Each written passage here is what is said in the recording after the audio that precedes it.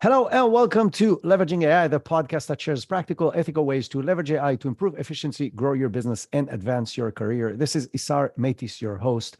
And a thing that I get talked to, a topic that a lot of people approach me about is, yes, these AI tools are really cool and they're amazing and they're really fun toys, but they're just not good enough for business yet.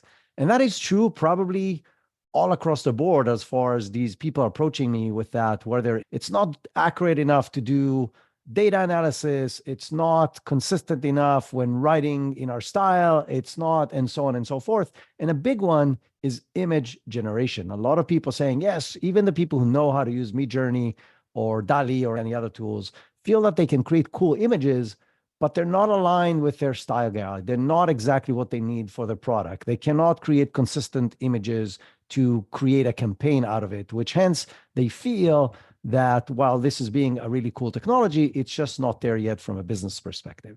And I'm happy to tell you that's maybe somewhat true, but not totally true. And there's still a lot you can do for your business within these tools. And today's focus is going to be how to create your own style within MidJourney so you can have consistent style guide aligned with the needs of your business, aligned with your business style, aligned with a specific campaign you want to create. So we're going to dive deep into how to use MidJourney in order to create consistent images. Now, we're going to be doing this over a podcast, so we're going to explain exactly everything that we're doing. We're also going to share this on our YouTube channel, so there's going to be a link in the show notes if you want to see exactly what we're sharing on the screen. You can do both. So if you're driving the car, keep on listening. If you're walking the dog, keep on walking your pooch. But if you are in front of your computer or something like that, then switch to YouTube. You will learn a lot more that way. Our guest today is Drew Brucker. It's his second time on this podcast. He's only the second person that comes on twice. And it is because Drew is a digital marketing ninja. He's been doing digital marketing for many years, and in the past year or so under his own consultancy called Brainchild. And in that consultancy, he helps brands develop a better branding and marketing strategies. And he's probably, from an AI usage, one of the most advanced people to use AI in the creation of branding and ads and visual assets for companies. And hence, he's the perfect person to lead this discussion for us. Drew, I'm really, really excited to have you back. Welcome to Leveraging AI. In the next few years, AI technology will change our world dramatically. Whether you are a business executive trying to catapult your business forward, or just somebody who refuses to be left behind and want to advance your career, this is the show for you. I'm your host, Isar Meitis, a serial entrepreneur and an AI enthusiast. You'll hear invaluable practical tips from innovative business leaders, AI practitioners, and some of the brightest AI minds in our world today on how you can leverage AI in ethical ways to advance your career and grow your business.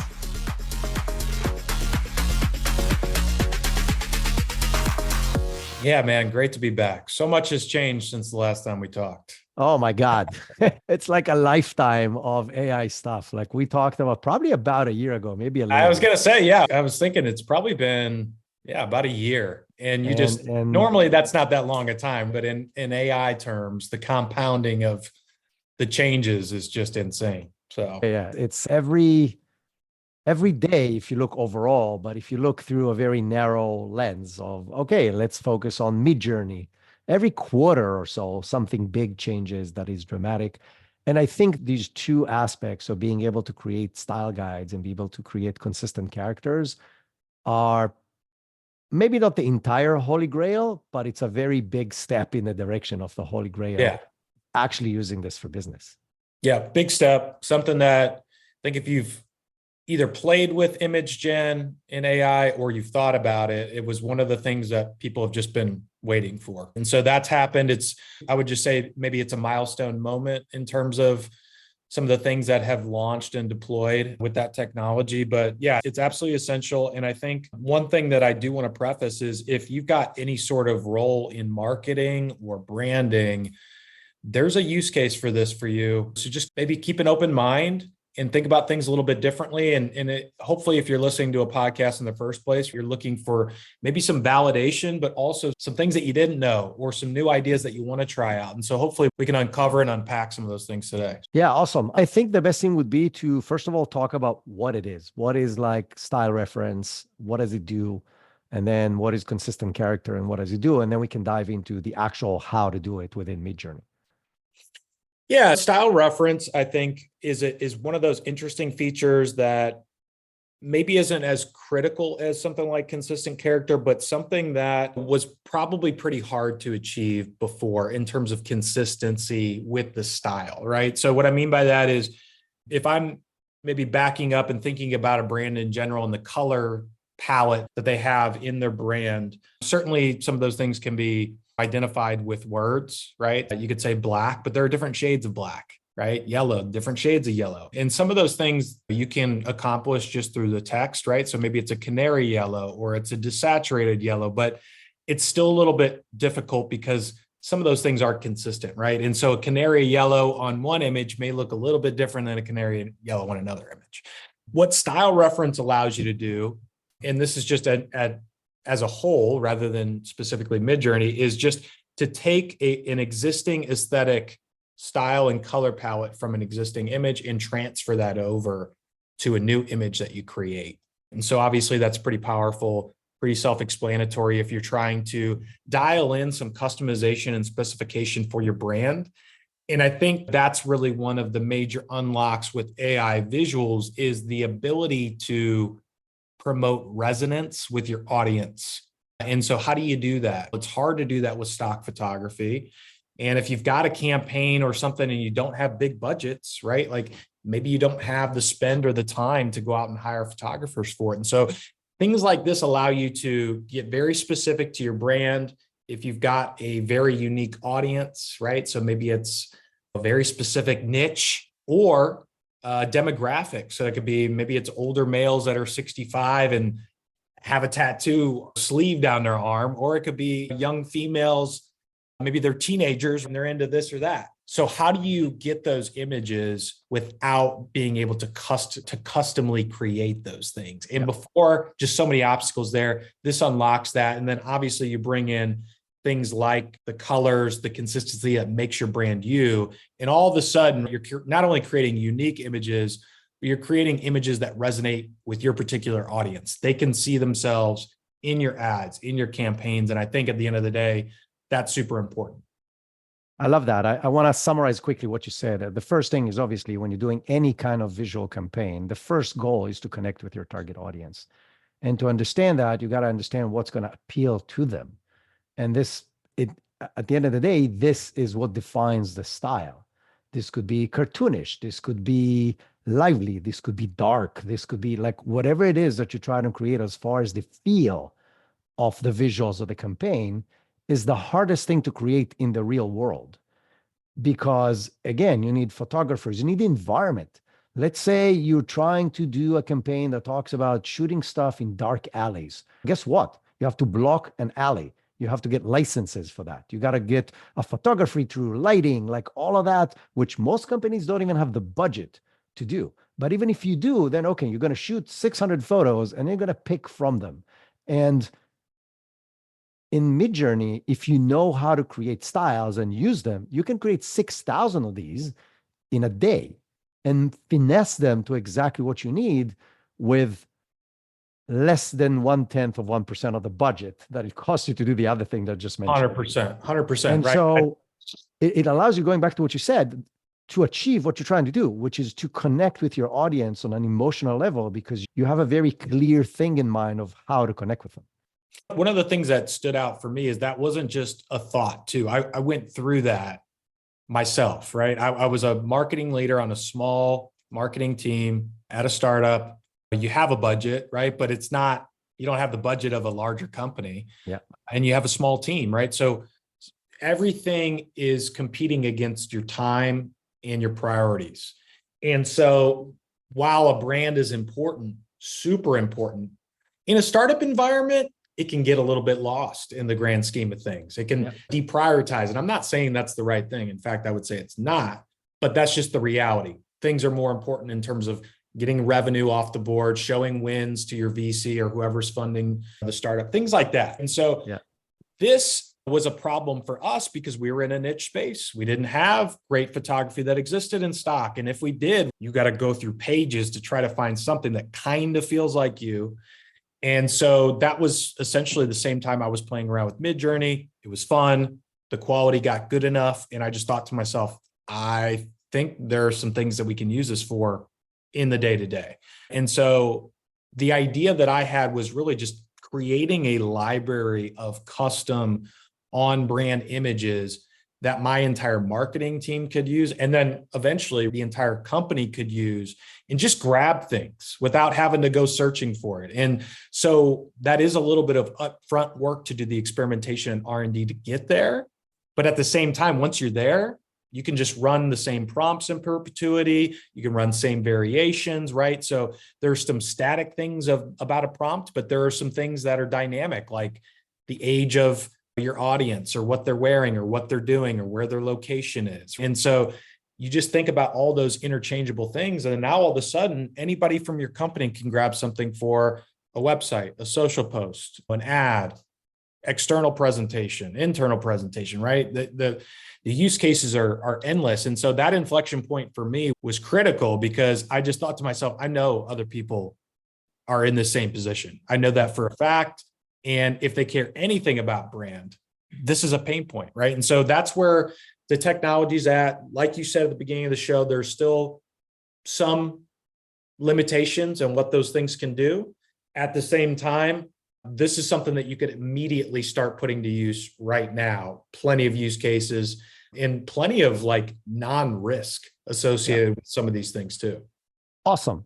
Great segue, great setup. Let's dive in. Let's see how actually it's done. Like, how do I create a style in MidJourney and how can I reuse it to create the same vibe, the same thing, the same branding across multiple images? Yeah, so I'm going to share my screen here. I'm going to walk you through one thing really quickly in terms of what some of those identifiers are, and then I'll just dive in and show a real maybe example here. Awesome. For those of you who are listening, we're going to walk you through what's on the screen, what we're talking about, and we're going to describe as much as possible how to do this. And for those of you who are watching, then you're watching, there's no problem. Yes, great call out. So this is just a slide deck I've put together to showcase how I've thought about this in the past. I think some things have changed, but the basics are really the basics. They haven't changed. So what I mean by that is what's your brand style guides as they are today? What's that style? And also thinking about that one step further, is that what you want it to be? Because now you have some creative compromises that you don't have to make anymore, right? So that's important as well. Just because your brand is what it is today, are there any sort of evolutions to that now are unlocked because of something like this? So what's your brand identity? What's the style guide? And then really thinking about the things that make your brand you. And what I mean by that is going back to the target audience that you have and putting yourself in the shoes of those people. What do they wear? What do they look like? Where do they find themselves working? What kind of expressions do they have? And all of those sort of intangibles with your brand, it's important to note those things. And then we can build something that's very stylized and custom to the brand. And so I always back up first and think about what those visual brand descriptors are. What kind of feelings am I trying to drive? What are some adjectives that describe my brand? So some of those components, and this is just an example of that. When I went through this, I did this myself. I thought about all the things that made our brand. So it's a tight-knit community. They're undervalued in the community, overlooked. Normally they work in darker environments, like it's moody atmospheres. And so like really identifying those things in advance. Again, going to the target audience. And these are just some examples. And this is previous version images too, right? So where we're at today, the images are even more realistic looking than these. But you can just see the theme here, right? These images were all created to have a very specific look and feel, right? They're moody. They incorporate the brand colors, which are black and yellow. You've got actual residents with the people that are in them. This is what they wear on the job. These are the type of environments they find themselves in. This is the type of equipment they use. right? So I took a step back first and identified all of these things, right? So I think that's important to do. A lot of this can probably be found in your brand identity or style guidelines.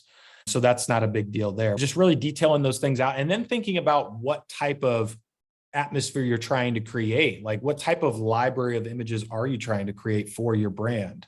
How versatile are those things? So I try to think of, hey, my personas, I have older males, middle-aged males, middle-aged females, young females, right? These are their ethnicities. These are the things that they wear. And so interchanging all of those things. So I've built up this library where I've got images of guys, older guys, younger guys, middle-aged women, young women, right? Different ethnicities, white, black, Asian, whatever that is for my particular audience. And now I can just grab those whenever I want. And so I will add something and then I'll ask a question. I think that step is actually something a lot of people miss, because especially people in a marketing part of the company, whether it's a department or that's part of your role or whatever the case may be, usually you have your day-to-day and it's really stressed and you don't have enough resources or enough time to do the stuff that you need, and the blanket is really short and you have to do all that stuff. And you trust okay, this is our guidelines, that's what I'm going to use. And I think what you're saying here is very important by the fact that it forces you to go back for a second. Why is this the brand guidelines? Who am I trying to connect with? Is the fact that we defined this 5, 6, 10 years ago still accurate? yeah, There's been the pandemic since. There's been a generational change of the workforce. There's been AI show, like maybe we're not serving the same exact target audience as we did before, or maybe the same target audience has slightly different needs or it's slightly different people and so on. And things so have changed or evolved, or I I think know going back, B2B is guilty of this where they haven't updated these things in a while. And employees may come in and out and the guidelines are exactly the same as they were 5, 10 years ago. So I think going back and reflecting and doing that exercise is very important. But here's a question for you that I think we will probably answer as we dive deeper into the technical, practical side of this. So you said what you did, you said, okay, I know MidJourney really well. I will create this database of images that anybody in the business can use. And I think that's awesome, kind of creating your internal library. But I think there's an option, especially today with StyleRef and with consistent characters, to maybe even create a prompt library where you can give people that structure of a prompt and they can create their own images as needed. That's right. That's right. You're predicting the future here. So this is all sort of a preface to that point, right? One other thing I would just touch on before getting to that point is references, right? Mood boards, like where's your inspiration for things that you want to create, right? And grab those images. They could be existing, or maybe they're just other places across the web, third-party sites. That's okay. Or you can even create those things in MidJourney, and perhaps we can even show you that today. But awesome. Point is bring in some visual identifiers to help you there. And so now you've got all these things to work with. You've got all the materials, the raw materials to put something together. And then this is exactly what I was getting into. Creating these prompt templates, right? I would just call them like prompt templates and then a prompt library. And I've done this for a few brands, which is essentially the goal is to get to some place where you've got static parts of the prompt, right? See, things that maybe don't change so much.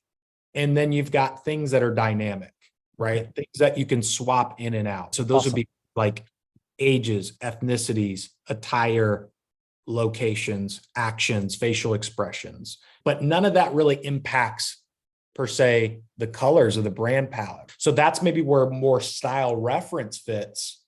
And then now you're just focused on the dynamic parts. And so what type of prompt or prompt structure is going to work for you?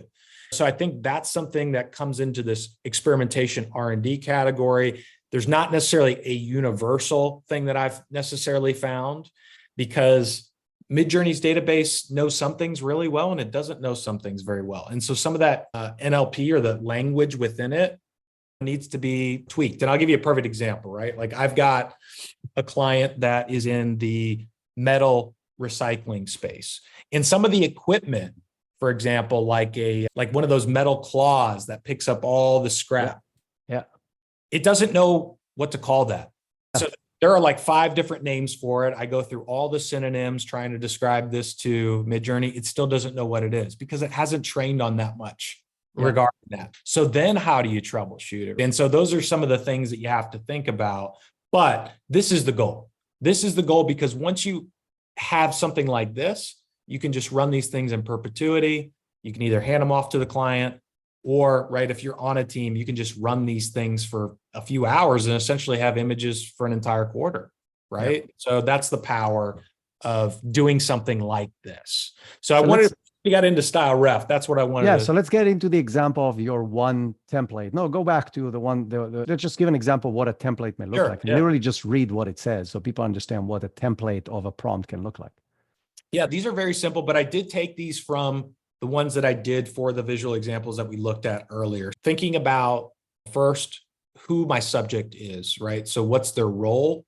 And then what about them, right? Age, ethnicity. Then I'm thinking attire. Okay. Thinking about the action that they're taking and the background that's in place. Lighting isn't so much important anymore. It could be, but from a style reference, this is pre-style reference when I put this one together. Essentially, you can capture that same type of light with a style reference, right? So that maybe isn't super important. And then if there are certain, I would just say like facial expressions of the person or words or tokens or phrases that describe the scene that you're trying to create. Is it a whimsical thing? Is it a moody thing? And some of that could still go into style reference as well. Probably not super important. So I would just say focus on really the subject, the action, the location. And if you start there, you can build in some of those other things like facial expressions or camera angles just to create an entire scene of what you're working with. Awesome.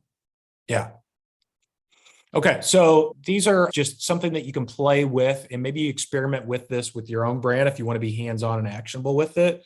This is a good starting place. I'm going to bump out of here because now we're going to switch over to more or less how you would apply the style reference. And let me see if I can find a particular example here.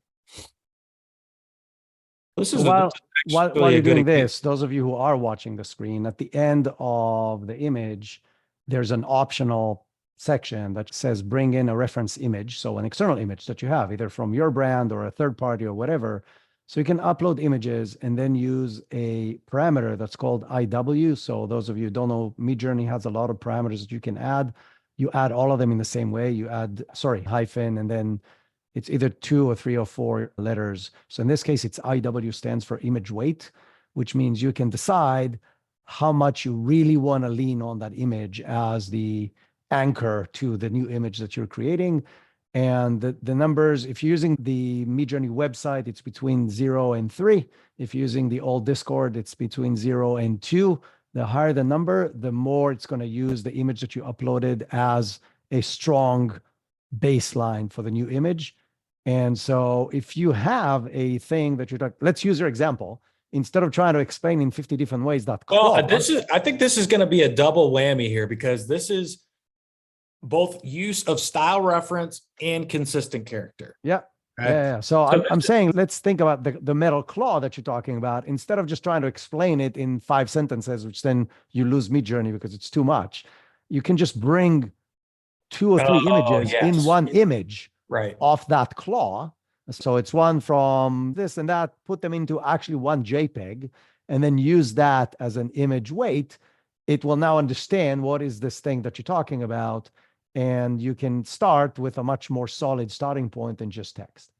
100%. And so I'll use that particular strategy in situations like that, right? There's not a lot of information in the database. I've gone through different synonyms or names of things, right? So like using this same company, excavators were actually 6 months ago hard to create in MidJourney because it didn't really have enough learning data on them. There just wasn't a lot. Now, no problem. But the claw, for example, is still hard. So in that case, I need to supply MidJourney with something it does not have and use something like an image weight to drive closer to it. And so without getting too in the weeds, you're describing what you want in the prompt, but you're also taking advantage and using for leverage this image to get you closer to where you want to be. Awesome. Right. So that's one great usage. And let's break these down maybe into three things, right? We've got image reference, we've got style reference, and we've got character reference. Yes. It's accomplished different things. Sometimes you use just one, but sometimes you can use more than one. And there are advantages to each. But I'm going to show you an example, I think, of one that incorporates style, also incorporates persona. And let me just back up and explain what we're trying to do here. So my client says, hey, look, like we've got somebody that is what's called a trader in this business, and they're not necessarily in the metal recycling yard, but their job is to entertain, do business. They meet with clients, they're on the road. So they spend a lot of times in airports, hotels, at dinner with clients. And then let's talk about who specifically we want. And so what we did was we identified 3 different personas and then attached like one particular character to each persona to try to build out this same person in multiple scenes, different locations, different camera angles, et cetera. Yeah. Perfect. Okay. So now what we have on the screen is we're showing a picture of this character. We're showing a picture that was using a style reference. And we're also showing you the prompt here, right? So this prompt is Instagram photo, a polished 40-year-old Pakistani businessman. He's wearing sunglasses with a button-up shirt, tucked into chinos. He's looking at his phone at an ethnic restaurant, candidly smiling. The background is light. And so there are a couple things in here that are very specific to the brand. The age, the ethnicity, what he's wearing, where he's at, and even maybe the expression to some degree too. So all those things can be interchanged, but what I did here were 2 things. One, I used a style reference. And so backing up for a second, this company's colors are green and orange. Most of what they're wearing is orange because they're in the yard, right? So they're wearing like high vis vests, they're wearing orange hard hats if they work in the yard, et cetera. And so there's like this warm lighting that comes into play. And so I took this image, clicked copy image address if you're using maybe an older school approach, and then dropping that in the prompt, -sref paste, right? So that's one way you can do it. The other way you can do it. So again, just to slow down for people who don't understand what this works, again, at the end of each prompt in MidJourney, you can add these parameters. One of those parameters is style reference, which is sref. It's dash space sref, and then you drop in an image. But the way you drop in an image is you actually copy the link to the image that you want by right-clicking on the original image, and then dropping that after you put the sref parameter in there. And you can actually use more than one, right? You can use a bunch of images as srefs. Correct. There's simpler ways to do it now. Discord with image weight and style ref and consistent character, like it became a lot of URL strings. Now with the new site, you could just take this image and let's pretend this was the image I wanted to use for style ref. I can just drop it in my prompt box. And then you get these 3 options here where I can select either I'm going to use it as an image reference, a style reference, or a character reference. So again, to explain what's on the screen, when you're looking at an existing image you already created in MidJourney, you can literally grab it and drag it into the prompt line. And then on the new image, it shows up as a little tiny like thumbnail. In your prompt, it shows 3 little buttons. One looks like a face, one looks like an image, and one looks like, I don't remember what the style looks like. Paper clips style. Oh yeah, like a paper clip that is like the style ref. So depending on which of these buttons you click, it knows what you want to use the image as. Do you want to use it as a reference to the overall image? Do you want to use it as a reference to the style, meaning the lighting, the colors, the atmosphere, and all of that? Or do you want to use it as a character, meaning in this case, this Pakistani guy with the beard and the sunglasses and buttoned up shirt? So you can pick whichever one you want, and you can actually upload the image twice and pick 2 different things, and then it's going to do both. That's right. And this goes back to, you can use one of these things or you can use multiple things, right? And here's why, or here's just an example of using multiple things, right? I'm not only trying to transfer the style over in terms of that look and the feel, but I'm trying to get the consistent character. Yeah. Right. And so the best way to do that is to use character reference, not image reference, because I'm not necessarily trying to recreate the image. I'm trying to recreate the person. Yeah. right? So here I'm using style and consistent character. But yeah, it's really easy now. All you have to do is drag these things in. You can select them right here. If I wanted to select both or use this twice, now I've got two options here on the screen that I can select and multi-select. So say all that to say, I'm trying to do a lot of different things with this image, right? And so once I've taken an image that I like, I use that as style, then it really comes down to how much of that style I want to apply. And so this is the second part of image reference, style reference, and character reference, which is how much weight do you want to establish with that feature? So there are use cases for using that scale all the way at the top, all the way to the bottom, middle. And so these are things that putting in the reps or trying different things or experimenting, you're going to have a better indication as to maybe which direction you should go the more that you play with it. But you have to play with it regardless, right? Because something may wash out the character. Maybe he's not wearing exactly what I want. Maybe he doesn't look quite the way I thought he would consistently. Maybe the style overweights the prompt. So all those different scenarios come into mind. So that's why it's important to really just play around with different values to see what you get in return. So let's talk about the actual practical values. How do you put them in, and what are the limitations? What is the range of each and every one of the values? Yeah. Okay. So they're all different, right? Let's start with image weight. So image weight, and all these are used as parameters, like Azar said. So these would come at the end of the prompt if you're typing them out, or if you're just dragging them in, that's fine too. But image weight, like if you're typing it, is I-IW. And then this value is between really 0 and 3. 0 meaning you don't even need to put it in. It's not even reading. It doesn't make any sense to put a 0. Just don't use the image. Just that you wouldn't use it. And then 3 is trying as much as possible to replicate that exact image, although that's not super possible with this technology. And it's not very consistent either, because I've seen times where I get a better output or result using an image weight of 2 or a 1.5, which is right in the middle, than I would like a 3, for example, which should give me the most identical or similar. And so any of these things require testing and playing around because of the consistency issue, but they're super powerful, right? Image weight between 0 and 3, you can use decimals, right? So anything like a 1 point, you could go from like a 1.25, or you could do a 2.75, right? Or 2.75, anything in between there, and play around with those things. And I think if you're going for speed and you really want to be efficient with this process, that's where permutations come in handy, which is using a curly bracket. And maybe I want to try an image weight of 1, I want to try an image weight of 2, and I want to try an image weight of 2.75. And then I would just basically take my prompt, and then it's going to treat those as 3 different jobs. It's going to use one with image weight of 1.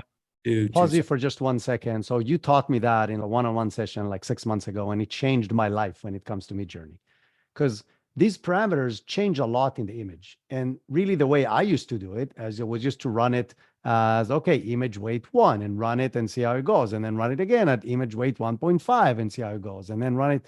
And that's not very efficient. Now, the reality is you can use after the parameter, instead of just after the IW in this particular case, the image weight, but it could be the same thing for sref or any other parameter.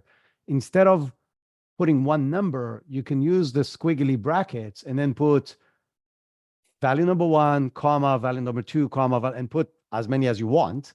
Then it's going to run it several times and it's going to show you all the results.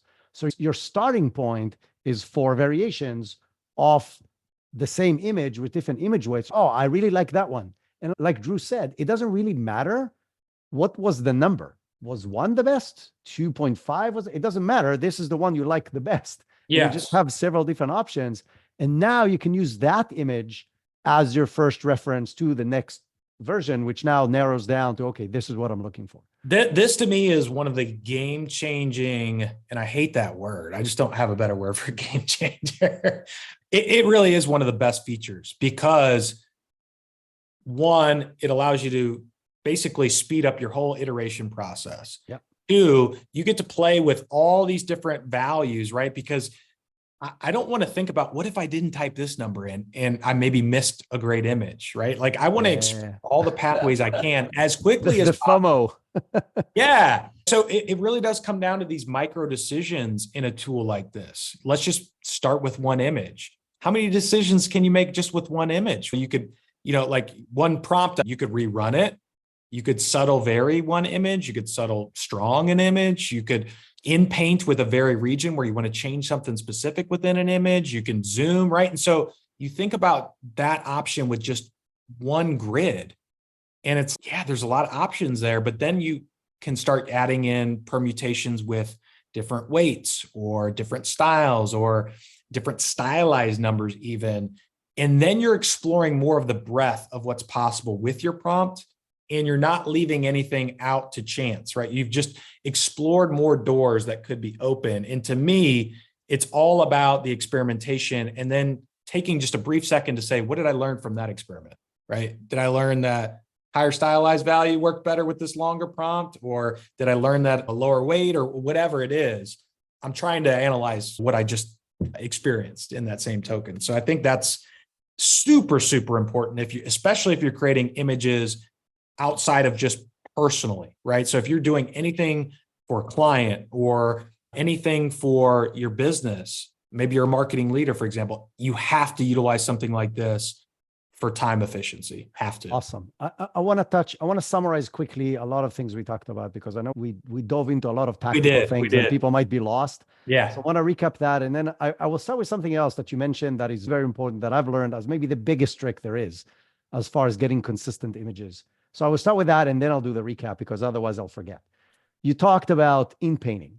So one of the capabilities of all of these tools, by the way, is in painting, which means you can pick a brush, which is a circle that you can make really small or really big. So you can do it really fine or really broad, and paint a section of the image and then prompt just that section of the image.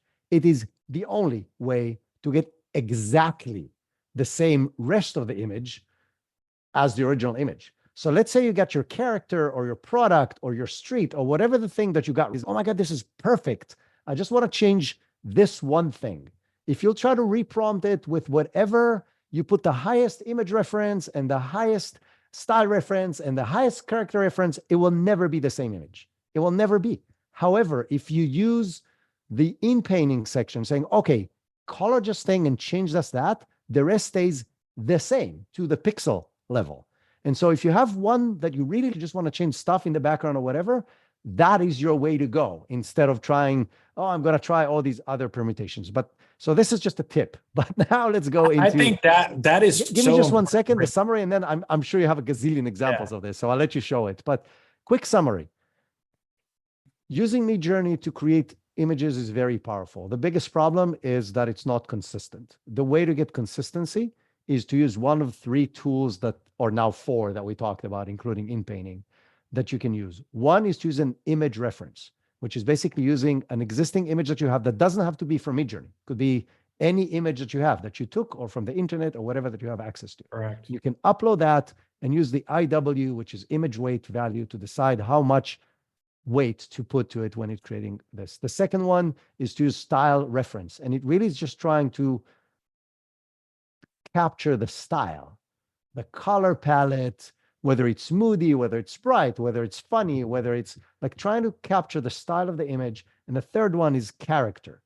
If you brought an image from the outside, or if you're able to create a person that is exactly the kind of target audience you're trying to target, young, old, female, male, black, white, with a hat, with a tuxedo, with a hoodie, like if you are able to capture that, you can use the character reference value in order to continue having the same person in multiple angles, multiple shots, multiple images.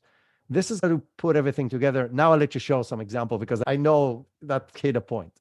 Yeah, no, you're really doing a great job recapping this. So what I was going to show you too is I think that's a great point with the in painting, or the vary region feature, as they call it, is like this, like one of the ideas that my client came up is, hey, these people wear multiple hats, quote unquote, on the job. So they have their job, but they're also taking clients out. They're also acting as like a a doctor on site or a scientist or an accountant, right? Because of all these situations that occur in their day.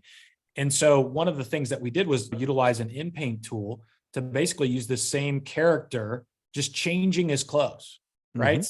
Background. So to your point, I would never be able to create this same guy. This was before consistent character, especially. There was no way to recreate this.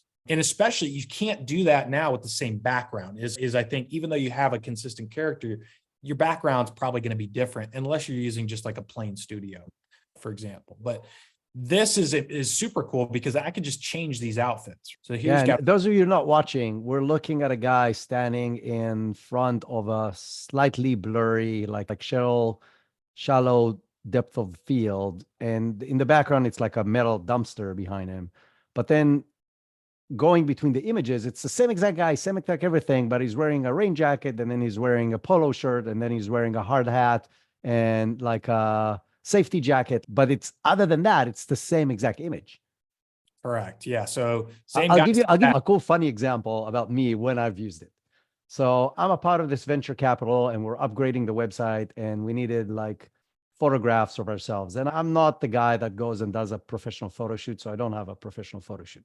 So I took a snapshot out of one of my podcasts, just a screenshot, because I have a gazillion images of me. And when I have a good smile on my face, and I took that and I sent it to the guy, and this is a venture capital. So wearing a t-shirt may not be the outfit you want to be wearing here. So can you take another image with you wearing a buttoned up shirt? I'm like, sure. And literally what I did is what you did here. I opened MidJourney, I uploaded the image, I used in-painting to change the shirt. I put stylish buttoned up shirt, blah, blah, blah, blah, blah. And I had another image, the same exact image of me, just with a buttoned up shirt. So you can do, and the cool thing, it's not like a Photoshop, I'm trying to crop an existing shirt onto the body. It literally adjusts the shirts to my body, including the slight wrinkles. Like, it looks very realistic. And those of you who are watching this, you know what I'm talking about from the images that Drew is showing. Yeah. So that's, I think, very region, or that in-painting capabilities, probably one of the more fascinating uses of AI as well, right? So you've obviously got generative fill in Photoshop, you've got very region and in MidJourney, but it's great because you and I were just talking about, hey, like there still are some limitations to things like using AI for visuals. Like every once in a while, you're still going to get a sixth finger or a third leg, right? But maybe you love the rest of the image, which happens to me a lot. I could reprompt, but I'm going to get a different person. They're going to look slightly different, maybe a slightly different outfit, depending on what the prompt is.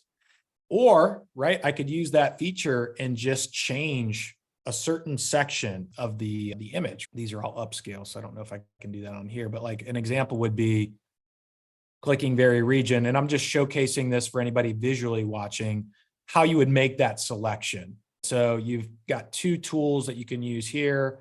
Let's just say if I just wanted to change what's above his pants and I wanted to keep the pants, then I'm just going to account for that. And I don't have to be super, super specific with this because the technology is pretty good, but I'm just going to outline the part that I want to change.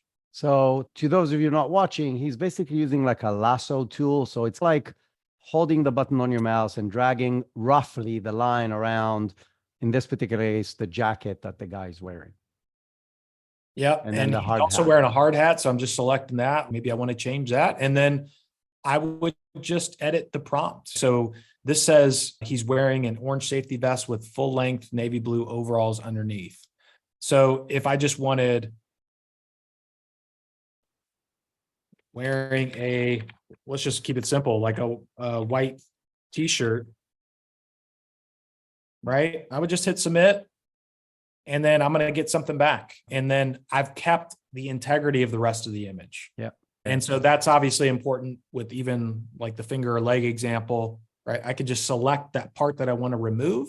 And in that case, I don't even need to type anything for the prompt. I just submit it, and the technology is good enough where most of the time it's going to correct it for you. So I think that's a fantastic tool to use as well as you get closer to your final image. And Izar, you touched on this, but the process starts very wide, experiment, and then you're getting something where it's like, oh, there's something to this. So maybe I'll very subtle it or very strong, or want to go down a different path. Now I've got something that feels like much closer, and I just don't want this in the image, or I want to change that. Now you get down to maybe a vary region, and they're like, okay, this looks pretty good, upscale. And if there's maybe something else like super minor you want to change or adjust, yeah, you could take it into Photoshop, but I'm trying to do as much as I can in the tool if possible. And so that's why knowing all the features, the capabilities, some of the things that we talked about today, but that's how I know the different things that I can do is just knowing how all the features and capabilities work. So if you're exploring this tool, I can't stress that enough. Know all the things that are possible that you can use to your advantage in order to troubleshoot some of the problems that you might run into. Awesome. I want to say something quick about what you said, and then I have one more question, and then I'll let you go. I know you have other stuff to do other than just talking to me, even though I know you and I can I love geek about talking this. You and I can geek about this for probably hours. But the one thing that I want to add that has to do with what you said, remember, you're not limited to just this tool. Like you can say, you know what, I can fix this small thing in your case, Photoshop, but this could be Canva in 5 seconds. Yes. Don't try for an hour and a half to figure out how to do it in MidJourney. Take the image, bring it to Photoshop or Canva or PowerPoint, and add whatever or change whatever you want to add and be done with it. It's perfect. I do that all the time.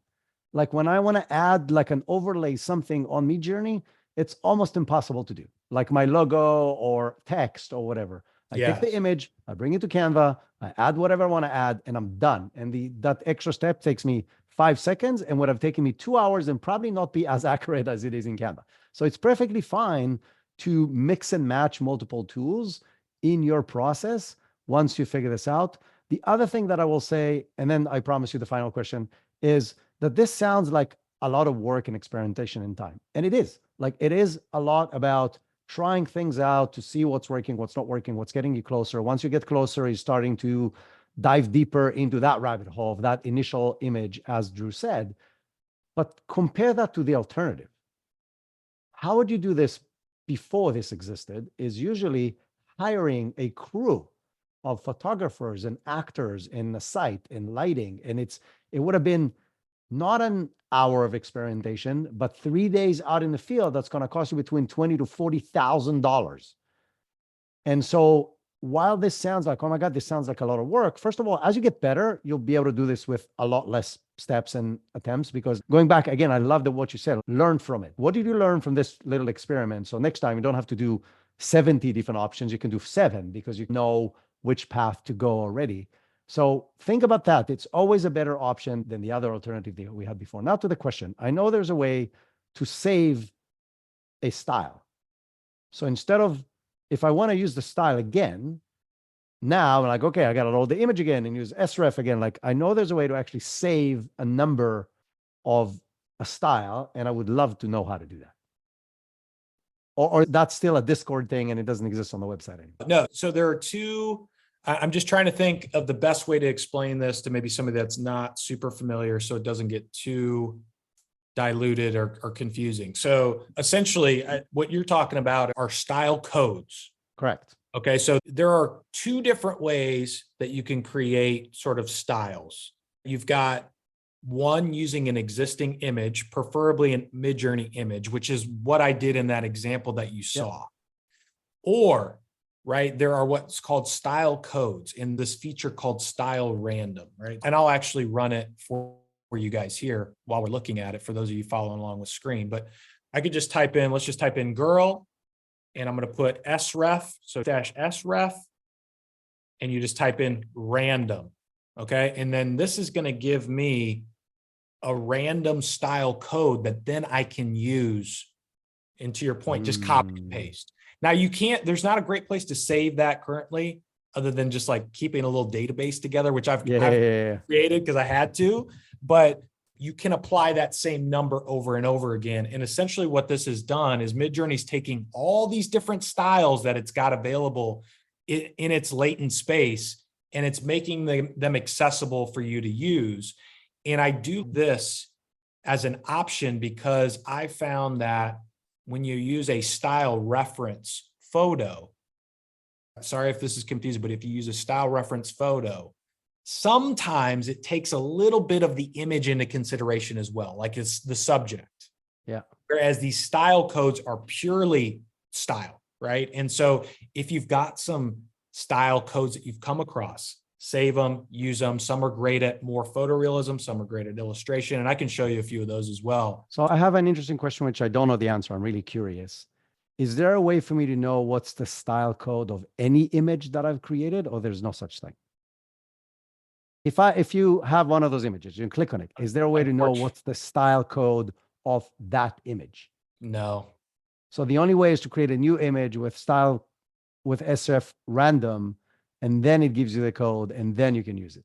Yeah. So what a lot of people that are like deep into MidJourney are doing right now is they're doing something like this, where they're typing in a short prompt, they're typing in -sref random, and then they're running that 500 times. Yes, because they're trying to just unlock styles that they might use or other people might find interesting. And some of them suck, right? Some of them are trash and some of them are really good. And the unfortunate part is right now, as it stands today, this may change by the time this goes out, but there's not like a dictionary or database. It's literally trial and error. Yes. And so how do you see, where do you see the code of the images you just created? Okay, perfect. Great question. So then I piped random, but now I've got an sref and it gives me this number 345-774-3835. So now if I wanted to use that style, I would just use sref and that number. And for this example, I'll just use the same prompt, but with that number. So those of you who don't see, it was a very short prompt, but what it created is like psychedelic image, 4 options, obviously, because there's always 4, these psychedelic images of as if a very scary movie on LSD kind of style. But if you want to create these kind of images, now we can apply this to everything. This could be an office that looks like this, could be a street that looks like this. This could be a drink that looks like this. Like whatever we're going to use that code now is going to create the same feel, which is very powerful if you have the few that you actually like, because they generate the images that you want. Yes. And so this is right, us taking that number and just applying it again. And then this is where you can really get into really the nuances within the style code. And this is, I think, the next step of using it is playing with the style weight, right? At the beginning, we were talking about how image references have a weight, style references have a weight, consistent character references have a weight. Yeah. So style so again, the code is -SW for style weight. And then you can put in numbers between, what's the range? This one is 0 to 1,000, goes up to 1,000. I like to, so again, using permutations, I like to see where this fine line of this is too much style or not enough exists. So they're all a little bit different. So I'm going to play with a few different values here just as an experiment and kind of show you where this goes, right? So I'm typing in 5 different variations: stylized 35, 50, 75, 100, and 250. And then you'll see how the application is different in these. And so that's where it's that style default, which goes to 100, which is what we saw. Maybe that is a little too strong. So maybe I want to pull it back, or it's not enough. And so this is where I think the fun really happens, because you can dial into that exact level that's like taking in your prompt into consideration fully, but also just applying enough that makes a big difference. So I'll just start for those of you that are watching. For those of you that are not, we're just going to quickly look at each value just to show you the differences in them. So these are from style weight 35. So really a real low application of it. Then we go up to 50. Right? So you see a little bit more of the style in there. Now 75. Yeah, that starts getting to look very much like the original images. Yep. And then this is 100. So these are the ones that we defaulted to with the first one. And then here's 250, right? These look is completely crazy. Even more abstract and psychedelic. And so that's where it can be super interesting. And maybe for brands, right? It's, can I find the color palette that exists for my brand and apply that with the weight that makes sense? And so just before I go, and maybe what could be helpful is maybe I'll share this document with the listeners, because just send this to me. I'll add this to the show notes, and then people will be able to have access to this. Perfect. Like I just grabbed like 100 of the ones that I found and liked, put them into this bucket, Amazing. ran a sample image, here's the code, and then just described them with tags. So that's phenomenal. So that could be helpful for some folks too. Drew, this was incredible. Like, we covered so much. I'll do a very quick recap, but it's creating stuff that is worthy of being published as part of a marketing campaign or your website or brochure or whatever it is that you're creating requires knowledge on how to use these tools. And MidJourney is still the best tool out there, at least for creating high-end stuff. If you want to create quick and dirty, I like DALL-E very much. I use it a lot just to create quick and dirty stuff because it understands me faster. I don't have to be a prompt guru to get the images. But if you're looking for quality, MidJourney is still the gold standard. And we touched on a few advanced MidJourney capabilities that will allow you to really create professional looking, styled, dialed in images that you can use for anything you want for your business. And this was a fascinating conversation touching on several different ways you can use these advanced capabilities. Drew, this was really amazing and insightful. You're obviously one of the best in this, at least from the people that I follow and know.